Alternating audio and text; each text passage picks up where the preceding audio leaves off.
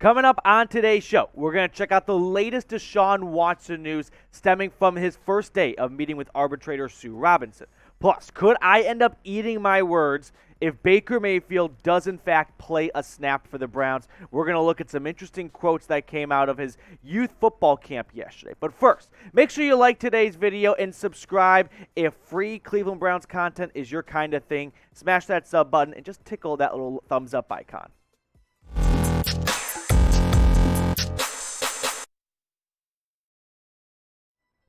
Today's Cleveland Browns report is presented to you by Aura, an all-in-one digital safety company that keeps yourself and your wallet protected when you are online. Start your free trial today at aura.com/chatsports. That link is in the comments and the description for you of today's show. We'll tell you more about their awesome services later on. But let's dive into the latest on the Deshaun Watson front, the story that just keeps on giving. So Watson met with former U.S. District Judge and now current NFL arbitrator Sue Robinson for over 8 hours on Tuesday in a hearing/meeting that is expected to go more than just one day. So this is going to spill over into today and then on to Thursday as well. The NFL recommended an indefinite suspension for at least a year. It's very important that the word indefinite is in there and not just a 17-game suspension. I'll explain that more in just a second.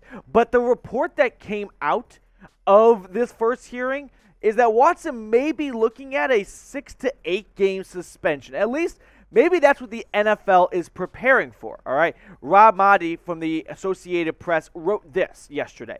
I'm also told the NFL, despite insisting on indefinite suspension, wants to avoid the appeals process. Source said a terrible situation for everyone involved. So league is more likely to abide by Sue Robinson's ruling if she came back with 6 to 8 games. Now, what does that mean in English? Well, the NFL wants to save face, all right? The NFL leaked they were looking for upwards or at least a year-long suspension the other day. Why did they leak that, right? Because, in my opinion, the NFL doesn't want to do two things. One, they don't want to get a ton of blowback if the suspension is not as big as maybe some people would like it to be. But they also don't want to challenge Sue Robinson under the new CBA, which gives her she's not the judge, the executioner, and the jury, but she does have a lot of power in this entire process. But ultimately, everything could be appealed to Roger Goodell, who would have final say. So I think the NFL, what they're doing here, they're not playing checkers. They're playing a little bit of chess. They're leaking to everyone, we're pushing for a year-long suspension. If it doesn't happen, sorry, we don't have a say in this. Sue Robinson does. She's the one that decides, and we don't want to appeal her first big case and defeat the purpose of why she was brought in under the latest CBA. Now, also keep in mind, the NFLPA is going to have a lot of ammunition when they defend Deshaun Watson, because they're going to push for whatever happened to Robert Kraft after his little rendezvous in Florida before the AFC Championship game at a massage parlor. Nothing. What about the Washington Commanders owner, Dan Snyder, who is currently evading a subpoena on his yacht in the south of France? Nothing's happening to him. Or how about Jerry Jones and all of his little bump-ins and run-ins with the NFL personal conduct policy? Nothing has ever happened to any of those three owners. Yeah, Deshaun Watson, the players, they are the only ones that get the rule book thrown at them. No, the NFLPA is going to push back hard when they throw what's never happened to the owners when they allegedly break personal conduct policy violations. Now, there are a couple important details I want to relay to everyone, because this is inherently a little more complicated. We're not talking about X's and O's here. But a couple takeaways I want everyone to have. The NFL cannot appeal a no suspension conclusion. So if Sue Robinson says, hey, thank you for presenting all the facts, I don't believe a violation occurred, that's the end of the case right there. So maybe that's why the NFL is pushing for 6 to 8 games, so that they at least get something out of this, because if it comes down no suspension conclusion, they can't appeal, case closed. There is a difference between an indefinite suspension and a 17-game suspension. A 17-game suspension would take up one of Deshaun Watson's 5 years of his contract. If it's an indefinite suspension, everything's just pushed back a year, and his 5-year contract starts next season. So very key difference right there. All appeals, by the way, go to Roger Goodell. So even though they have this new process in place, If the NFL doesn't like whatever suspension Sue Robinson hands down, it ultimately goes back to the man Goodell. Also, I think this is an important note to kind of wrap up this screen.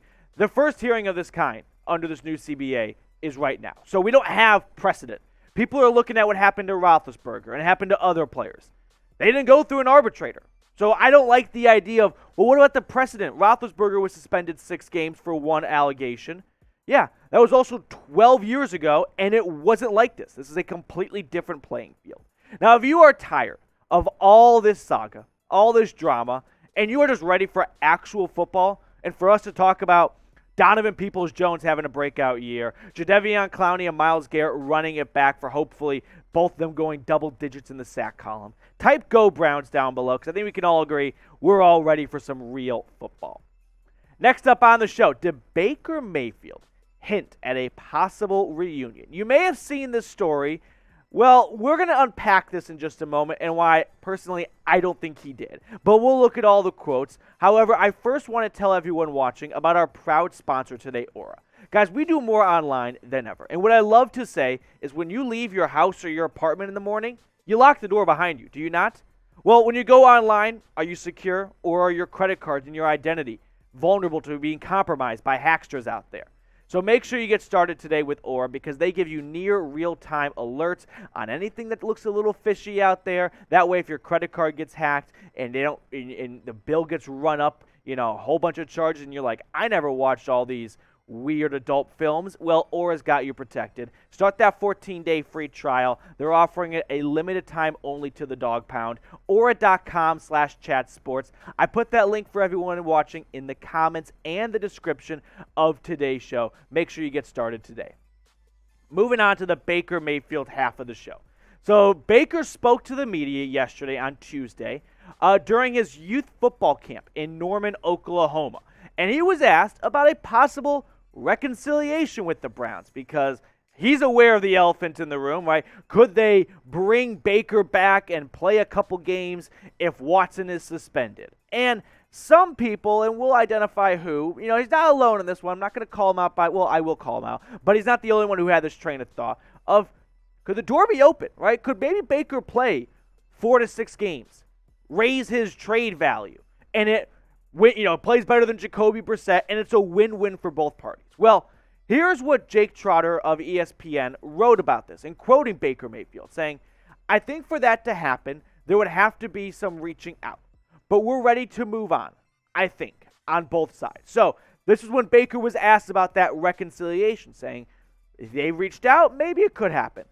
But Jake Trotter omitted a very important word in this quote from Baker when he spoke to the media. Here's what Baker fully said. No, I think for that to happen, there would have to be some reaching out. But we're ready to move on, I think, on both sides. Baker said no, right? When he was asked about this, he said no. Now, I think people like me and all of us, when we look at quotes, sometimes we pull too much from them. But we got to remember, he was just talking to the media. Like, he didn't plan out his words super carefully and rehearse it the night before and go through 18 different drafts of how to address this question. So yes, he said, I think they'd have to reach out, or I think we've moved on. The guy started the sentence with the word no. That's all you need to take away from that. Now, if you want to watch the whole video, I've got it on my Twitter. You can follow me over at Matthew Petey, and that way you can actually see. By the way, he had a bit of a grin in his response, which I think was kind of like a subtle slap to the face of, no, you guys made your bed, now you got to sleep with it. So we asked this question a couple of weeks ago, but we picked up a handful of new subs since then, so I wanted to bring it back. But we're talking about quarterbacks, and I thought it's appropriate to ask, who was the Browns quarterback when you first became a fan? Now, this question's a little different for Browns fans compared to, say, Packers fans, because it's either Rodgers or Favre, right? But unfortunately, the list is a little longer for Cleveland. So let me know who the Browns quarterback was when you first became a fan of the team. I want to wrap up the show by, we give Baker maybe a little more heat than he deserves at times, and, he's become a punching bag, so to speak. But he was very complimentive of his time in Cleveland, all right? He was asked about that when he was talking to the media yesterday, and I wanted to share this with all of you guys watching. Here's what Baker said. I'm thankful for my 4 years in Cleveland. a ton of ups and downs and learning experiences I'll forever keep with me. The people in Cleveland, it's a great sports town. I'm thankful for it, and there's no resentment to the city of Cleveland by any means. I thought that was a very nice and professional thing of Baker to say right there. And honestly, I wish the guy the best. Whether it's Seattle or Carolina, I hope he has a great career. All right. Now, when he comes to play the Browns, different conversation. But I truthfully am not rooting for Baker to fail going forward to prove the Browns made the right decision. No. I thought Baker did a lot of great things for the Browns. Ultimately, Andrew Berry saw an opportunity to upgrade at the position and jumped on it. Now, we've talked about this before on the show, so if you've watched other episodes, you know about my bet. But if you're new, here's what I'm going to let you guys in on. If Baker Mayfield takes a snap, one snap for the Browns in 2022, I will be doing a polar plunge in Lake Erie. I originally said in December, and I'm not backing away from that, but I think when I said that, I was a little hot-headed. December's going to be cold, guys. So it might be like February, but it doesn't matter when it's going to be because it's not going to happen.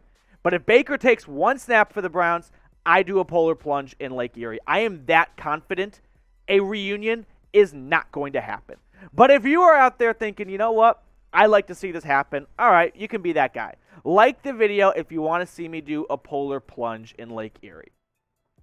Before we wrap up today's show, make sure you follow me on Twitter. Like I said before, if you want to watch the whole clip of Baker speaking to the media where you can actually have your own interpretation of when he was asked about a reconciliation, I tweeted it from my account at Matthew Petey. That link is in the comments and the description, so follow me over on Twitter. I appreciate everyone for tuning into today's show, and I'll see you guys later with more Browns news and rumors.